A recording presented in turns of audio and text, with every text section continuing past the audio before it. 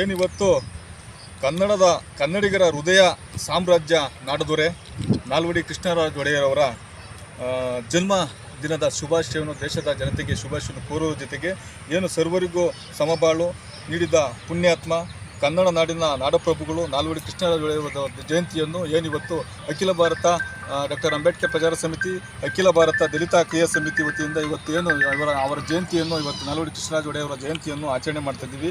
ಏನು ಆಚರಣೆ ಮಾಡೋದ್ರ ಮೂಲಕ ನಾವು ಇವತ್ತು ಅವರ ನೆನೆಸ್ಕೊಳ್ಳೋದ್ರ ಮೂಲಕ ಏನು ಇವತ್ತು ನಾಲ್ವಡಿ ಕೃಷ್ಣರಾಜ ಒಡೆಯವರ 141ನೇ ಜನ್ಮದಿನೋತ್ಸವವನ್ನು ಆಚರಣೆ ಮಾಡ್ತೀವಿ. ನಾಲ್ವಡಿ ಕೃಷ್ಣರಾಜ ಒಡೆಯವರು ಜೂನ್ 4, 1984, ಆಗಸ್ಟ್ 3, 1940 ಮೈಸೂರು ಸಂಸ್ಥಾನ ಒಡೆಯರು, ರಾಜ ಸಂತತಿಯ 24ನೇ ರಾಜರು. ಇವರು ಆಳ್ವಿಕೆಯಲ್ಲಿ 1902, 1940ರವರೆಗೆ ನಡೆದ ನಾಲ್ವಡಿ ಕೃಷ್ಣರಾಜ ಒಡೆಯವರ 1895 ಪಟ್ಟಾಭಿಷೇಕದವರೆಗೂ ಸಹ ಕೇವಲ 10 ವರ್ಷದ ಬಾಲಕರಾಗಿದ್ದರಿಂದ ಅವರ ತಾಯಿಯವರಾದ ಮಾತೃಶ್ರೀ ಮಹಾರಾಣಿ ವಾಣಿವಿಲಾಸ ಸನ್ನಿಧಿ ದೇವರು ರಿಜೆಕ್ಟರ್ ಆಗಿ ಆಡಳಿತ ನಿರ್ವಹಣೆ ಮಾಡುತ್ತಿದ್ದರು.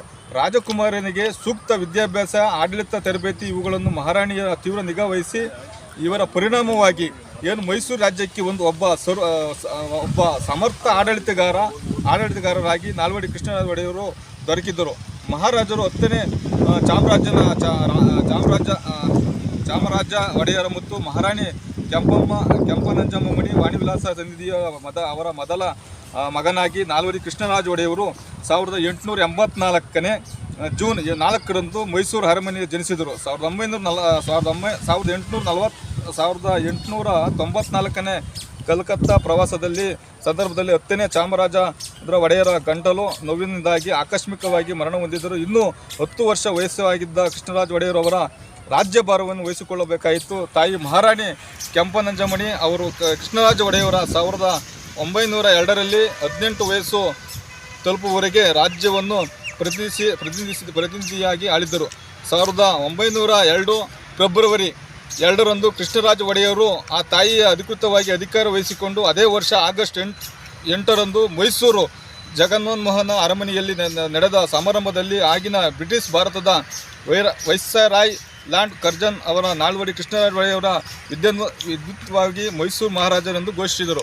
ಏನು ಮೈಸೂರು ಮಹಾರಾಜರು ಏನು ಕೃಷ್ಣರಾಜ ಒಡೆಯವರ ಕಾಲಘಟ್ಟದಲ್ಲಿ ಏನು ಅನೇಕ ಡ್ಯಾಮುಗಳು, ಅನೇಕ ಮೀಸಲಾತಿಗಳು, ಏನು ಶೋಷಿತರಿಗೆ ಮೀಸಲಾತಿಯನ್ನು ತಂದುಕೊಟ್ಟಂಥ ಮಹಾಪುರುಷರು, ಏನಿಂದ ಮಹಾನಾಯಕ ಇಡೀ ಭಾರತ ದೇಶವು ಒಕ್ಕು ಹೋಗುವಂಥ ನಮ್ಮ ಕರ್ನಾಟಕದಲ್ಲಿ ಒಂದು ಇತಿಹಾಸ ನಿರ್ಮಾಣ ಮಾಡಿದಂಥ ಮಹಾಪುರುಷರು. ಇಂಥ ನಾಯಕರನ್ನ ಇವತ್ತು ನಾವೆಲ್ಲ ನೆನೆಸ್ಕೊಳ್ಳೋದ್ರ ಮೂಲಕ ಏನು ಕೃಷ್ಣರಾಜ ಒಡೆಯವರ ಜಯಂತಿ ಇಡೀ ರಾಜ್ಯ, ಇಡೀ ದೇಶನೇ ಅವ್ರನ್ನ ಆಚರಣೆ ಮಾಡಬೇಕಾಗುತ್ತೆ. ಏನಂತ ಈ ಇಡೀ ಕರ್ನಾಟಕನೇ, ಇಡೀ ದೇಶ ನೋಡೋಂಥ ಅವರು ಬೆರಗು ಮಾಡೋಂಥ ಒಂದು ಕಾರ್ಯವನ್ನು ಮಾಡಿ ಅವರ ರಾಜವಂಶ ಇದ್ದಂಥ ರಾಜರ ಕಾಲದಲ್ಲಿ ಅವರು ನಮ್ಮ ಕರ್ನಾಟಕದಲ್ಲಿ ಅನೇಕ ಕೊಡುಗೆಗಳನ್ನು ಕೊಟ್ಟು ಇವತ್ತು ಏನು ಕೃಷ್ಣರಾಜ ಸಾಗರ, ಆಮೇಲೆ ಏನು ವಾಣಿವಿಲಾಸ ಸಾಗರಗಳು, ಮೈಸೂರು ಸ್ಯಾಂಡಲ್ ಸೋಪು, ಏನು ಸ್ಟೇಟ್ ಬ್ಯಾಂಕ್ ಮೈಸೂರು ಅಂತಂತ ಏನು ಅನೇಕ ಅವರ ರಾಜ್ಯಭಾರದಲ್ಲಿ ಮಾಡಿದಂಥ ಮಹಾಪುರುಷರು. ಇಂಥ ನಾಯಕರುಗಳನ್ನು ನಾವು ಇನ್ನೂ ಹೆಚ್ಚು ನಮ್ಮ ರಾಜ್ಯದಲ್ಲಿ ಹುಟ್ಟಬೇಕು.